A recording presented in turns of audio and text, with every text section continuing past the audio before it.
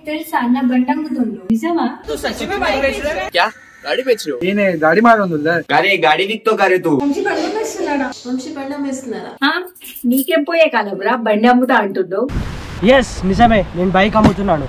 Bike గురించి మనం detail గా డిస్కస్ చేద్దాం. Let's start.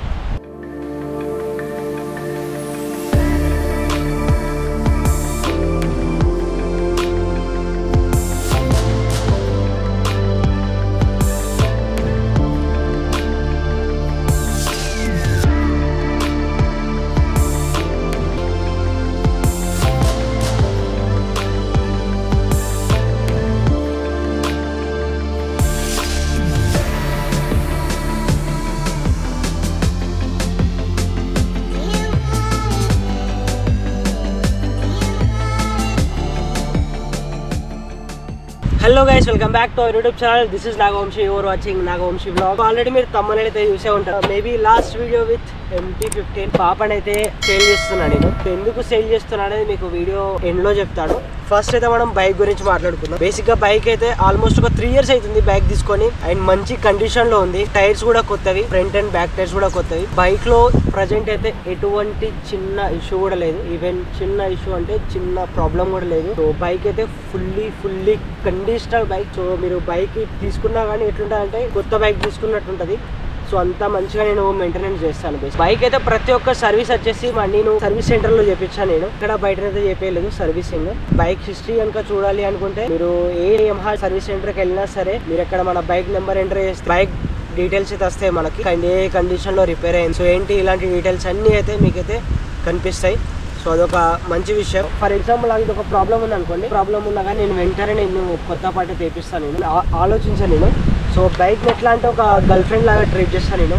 సో గర్ల్ ఫ్రెండ్కి ఎట్లా మనం కొత్త బట్టలు అట్లా కొనిస్తామో సేమ్ అదే విధంగా నేను అలా ట్రీట్ చేస్తాను దీన్ని. బైక్ అనేది చాలా నీట్గా ఉంటుంది అండ్ ఫుల్లీ కండిషనల్.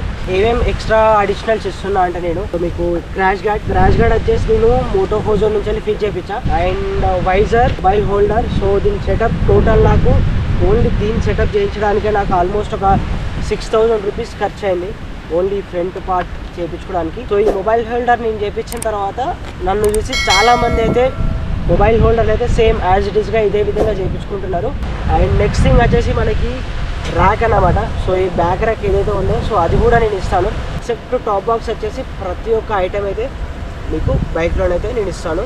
సో దీని బైక్ రిజిస్ట్రేషన్ వచ్చేసి తెలంగాణ రిజిస్ట్రేషన్, తెలంగాణ కరీంనగర్ రిజిస్ట్రేషన్. త్వరలోనైతే బైక్ అయితే మనకి తెలంగాణకి రాబోతుంది. సో అతి త్వరలో నేను వరంగల్కి అయితే తీసుకొస్తాను బైక్. సో ఎవరికన్నా బైక్ తీసుకోవాలి అనే ఉద్దేశం ఉంటే నాకు DM చేయండి, లేదంటే కింద కామెంట్ సెక్షన్ లో కామెంట్ చేయండి, లేదంటే నేను ఇక్కడ మీకు నా మొబైల్ నెంబర్ ఇస్తాను. ఆ మొబైల్ నెంబర్ కి ఓన్లీ వాట్సాప్ లోనే మెసేజ్ చేయండి అండ్ ఇన్స్టాగ్రామ్ ఐడి ప్రొవైడ్ చేస్తాను మీకు. ఆ విషయం ఏంటంటే ప్రజెంట్ అయితే బైక్ అయితే నేను ఒక సర్వీస్ చేపించే ఇస్తాను. చాలా మంది ఏం చెప్తారంటే బైక్ సర్వీస్ మీరు చేపించుకోవాలని చెప్తారు. So but one last service అయితే నా తరపున నేను చేపించిస్తాను మీకు, ఈచ్ అండ్ ఏ ప్రాబ్లం లేకుండా. సో బైక్ అయితే మీ చేతుల్లో పెట్టే బాధ్యత మాత్రం నాది. అండ్ టైర్స్ కూడా చాలా కొత్తవి. సో ఇఫ్ ఇన్ కేస్ మీరు చూసుకున్నట్లయితే టైర్స్ కూడా చేంజ్ చేయాల్సిన అవసరం లేదు మీరు. అండ్ టైర్ కండిషన్ కూడా బాగానే ఉంది. ఇంకొకటి ఏంటంటే ఇంకొక విషయం ఏంటంటే సో క్లియర్ గా చెప్తున్నా మీకు. సో ఈ డాష్ బోర్డ్ వచ్చేసి నేను 55,000 కిలోమీటర్స్ తర్వాత ఏమో నేను చేంజ్ చేయించా. ఎందుకంటే వర్షాకాలంలో ఏమైందంటే ఎవరో పిల్లలు, సో ఇక్కడ మనకి బటన్స్ ఇట్లుండవు అన్నమాట. సో వేరే బటన్స్ ఉంటాయి. సో అవి పీకేయడం వల్ల నాకు ఇందులో వాటర్ వెళ్ళిపోయినాయి. సో వాటర్ వెళ్ళిపోతే నేను రీసెంట్ గా ఒక రైడ్కి వెళ్ళినప్పుడు సో అదైతే చేయించాను నేను.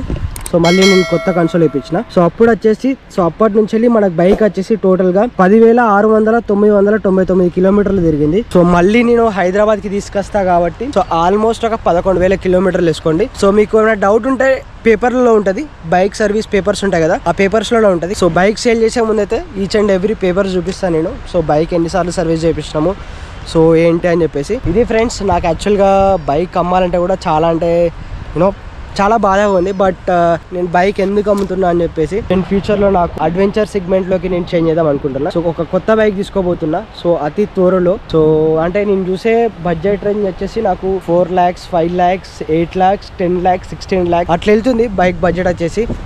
సో ఏ బైక్ తీసుకోవాలి ఇంకా నాకు కొంచెం క్లారిటీ లేదన్నమాట.